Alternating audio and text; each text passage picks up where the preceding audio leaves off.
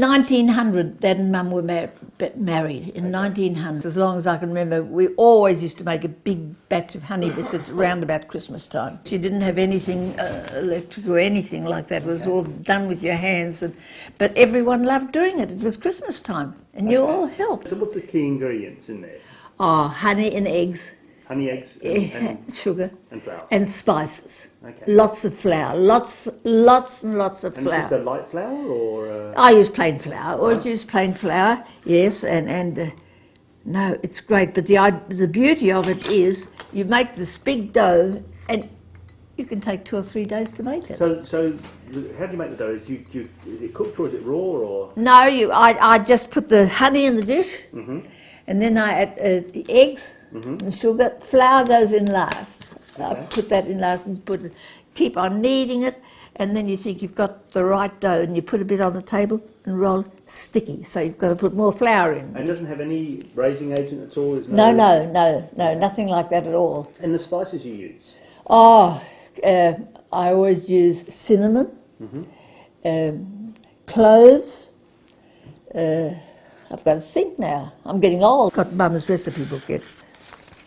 Here, honey biscuits. Now here you see it's got allspice, cinnamon, cloves, carb soda, and up here it's got nutmeg, cloves, enough flour to roll out. I always use this when I make a lot of honey biscuits. I roll the dough out on the table, then I've got this, pick out the shape that I want. That one, they're all different shapes. Then I've got it, and then all I have to do is go along like this, and it rolls along. The decoration is normally a sugar? Yes, just icing sugar, yes. But this one has a glaze on it. So is that I always, the biscuits when I've finished, I glaze with a beaten egg, you know. A beaten egg? Yes, that goes on top. So you get glazed with beaten egg, and when they come out they get iced or... Yes, depends. Some people go to a lot of trouble icing them. Mm-hmm. But I just have them like this every year. Love them. Well, I think it's time for me to try one. We've talked about yes, it for a while. Yes, you can try one. They're honey biscuits. With a bit of almond on? Yeah, honey biscuits are always a bit hard when you first make them. Yes. And they get softer. Some people, if they want them softer, put a slice of bread on top of the... Okay, and just... Yeah. Okay, yeah. well, let's try them. I don't, because they go a bit softer after a while in any case. They're not bad though, are they? They're delicious. Yes. I could sell them for $1 each. I think you could sell them for much more than $1 each. Yes. No, that's great. And you can taste the spice in there. Yes. It's not overriding, just nice, and you still taste the honey, which is important. So. That's right, yes. Well, thank you for spending your time with us. This is fantastic. Really enjoyed this, and we look forward to making them. So, this morning, back into it, honey biscuits. Yeah, let's get these cranking. So, and what's really interesting for me is everything we've done has actually had like just a half dozen ingredients. This seems to have, a cast of thousands. But so it's the most complex of all, isn't it? And the simplest thing, the honey biscuit. Yeah. So, going to start with some honey. So, I've got some nice dark honey. And that's what they already reckon you use, is that kind of older honey, not the fresh light honey. Not quite as sweet, not quite as sickly. It's not quite as sweet, and it's also kind of deeper in flavour. Great. Cup of honey, cup of sugar, and just a little bit of water. Excellent. So we just need to bring this up to a simmer? We're going to put that onto a simmer. Great. Okay, so that's all just melted together really nicely now. So it's all, no more granules of sugar. We just take this butter, and that goes in. Just going to stir that in. Lovely. That's nice and cool it down a little bit. Just wait till it cools down a bit before we go to the next step. Yep. Okay, so we just stir that butter until it dissolves, and we'll come back to that in a minute. Okay, so that's cooled down enough now, so you can see I can touch the pan, so that's good. So what we've got to do now is we've just got to add the bicarb soda and the vinegar. This is the exciting bit. And then, this is a bit of a chemistry lesson here. So we put our bicarb soda in, and we put our vinegar in, and you can see that gets all fizzy up, and then straight into your mixture there. Let's get it in there. And give that a good mix in. And you can see how, if you have a look at that, see how it kind of makes it all light. Yeah, it's just lightened it, hasn't it? Makes it all creamy. And now we'll add our eggs, which we'll beat in there. Oh, this smells unreal, by the way. And we haven't even added our little Indian spice shop that we've got going on here. No, we haven't, no. So now we've got that mixed in, we'll go in with our cinnamon. We'll go in some ginger. Some cloves. And some allspice. So a real good mixture of spices.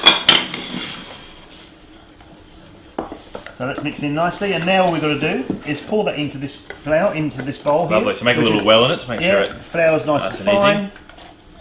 That goes in. And then we just get that stirred in as quickly as you can. Get that ready for you. Thanks, mate. So we get this beaten in, and then we need to turn it out into the board and knead it a little bit. We need it a little bit in the bowl as well once it comes together, because you'll find it probably a bit too hard to just stir it all the way through. Yeah. And normally you can make this up to several days ahead, you know, and the recipes actually say that it actually gets better if it sits for a few days. Do you think it's because the spices infuse more, or do you think... I think there's an ageing process there where the acid and the vinegar work together as well. So you've made this before at home, or...? Yeah, look, I've been eating these since I was a kid, so it's looking pretty good. It's nice. It's certainly more spice than I've used before, which I really like, though. I like a good array of spice. Knead it up to get all that in now, because it's getting a bit hard with the spoon there, I reckon. Okay, so I'd say that that's just about ready to be turned out on the bench. Great. So, going to roll the honey biscuit and baked. So that's cooled down now, and it's thickened up a little bit. Yeah, and we're going to use these cutters at Frenny Lenses. So I love these cutters. How good are these? Apparently they were her mother's that she brought out from Germany in the early 1900s. Wow. So they're the real deal. We better be careful with them. Yeah. So there's lots of different little shapes. We might use a sort of little clover leaf one. I reckon that'd be the one to do. Nice one. Okay, so we just dust the table down a bit first, because this stuff does stick quite a bit. All right. Just pat that down.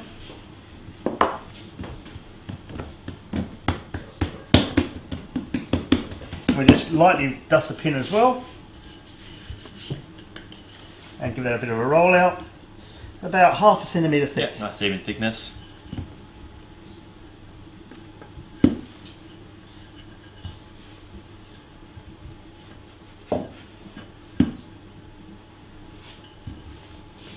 I'll let you do the honours with the cutter. Lovely. So never used anything like this before. No, This is great. and I hadn't seen one Literally either. So just start there and roll through. Oh my gosh. As they come off, Look at that. straight onto the tray. Isn't that awesome? Yeah. Why have they stopped making these? These are great. So if you don't have a cutter, there's no reason why you can't use an ordinary cookie cutter or a knife just to... Yep. And all these little scraps you can just Re-roll roll back again. up Yeah. into a ball, roll it out again, cut So it you out. can cut this into little rectangles or squares. Put those straight on the baking tray. So, just got to glaze it up with a bit of an egg. Yep. And then we'll bake them. Straight into the oven. Yep, so this is just some beaten egg and water. Just to thin it out a little bit, just to make it a little bit easier. And it gives it a nice deep glaze on the biscuit. And sometimes you can put like a half an almond on top. Oh, I have seen that one as well. Yeah. There's little cashews, not the cashew nut, but the little silver things. Yeah, the druggies. Yeah. Yeah, great. The egg will just be lovely and golden. And then afterwards you can ice them, or you don't have to ice them, you can leave them plain. And if you're going to ice them, you just mix some... just a really simple sugar icing mixture, with a little bit of lemon juice and an egg white. Yeah. They've got a lot of flavour on their own. I don't think there's enough it's not sweetness about the going icing. on there. Yeah, exactly. So let's get these in the All oven. right, let's take these away.